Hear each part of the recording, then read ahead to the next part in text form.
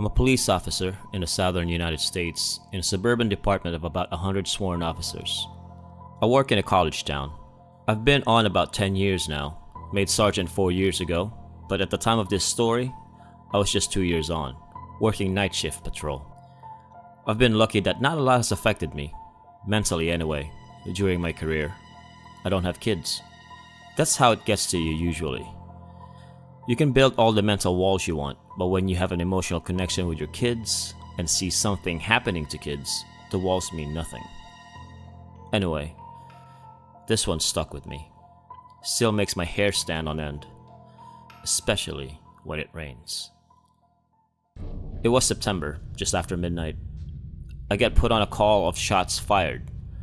Now, normally, these calls turn out to be either fireworks or perhaps a car backfiring, but mostly fireworks. So unless we get multiple calls on it, or a confirmed gunman or someone confirmed wounded, we just send one unit. That night, it was me. The shots fired was reported around a college football stadium. This was during football season, so there were a bunch of really big white tents set up all around the parking lots for tailgaters. I notified dispatch that I was on scene and started rolling through the parking lots, casting my spotlight here and there. It was raining pretty heavily and hard to see. About halfway through the lots, my spotlight illuminated the silhouette of a man sitting in a folding chair under one of those big tents. I pulled closer and lit him up and notified dispatch that I was out with one in the parking lot. His back was to me.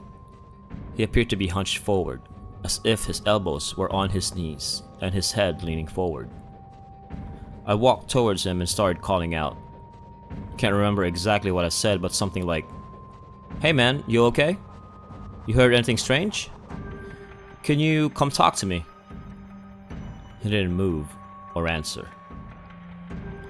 As I drew closer, I lit him up with my flashlight, and then noticed the outline of a shotgun on the pavement next to him. Combined with him not answering in the nature of the call, it was enough for me to break leather and have dispatch hold the channel. I kept calling to him as I approached, asking him to show me his hands, etc. 30 feet, 20 feet, 10 feet. My handgun, Glock Model 22, has a Streamlight TLR1 light on it, so I had him lit up. 6 feet. Under the tent with him. 5 feet. 4 feet. I close on him, come around to the front of him. Shotgun suicides are difficult. Often, if they put the barrel under their chin, the blast from the barrel will blow the gun out from under their chin before the shot ever hits them. There was a guy in my hometown that succeeded in a shotgun suicide only because he did it in front of a pond. Put the barrel under his chin, pulled the trigger. Only managed to blow his face off. Coroner said he probably ran around screaming through the hole that used to be his mouth before he drowned in the pond. This guy succeeded.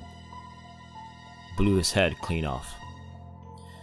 You do this job long enough, you notice funny little details. His elbows were indeed resting on his knees.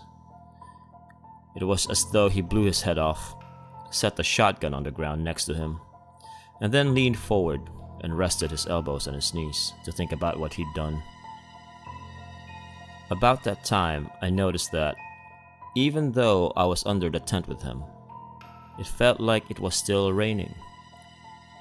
And then, I looked up.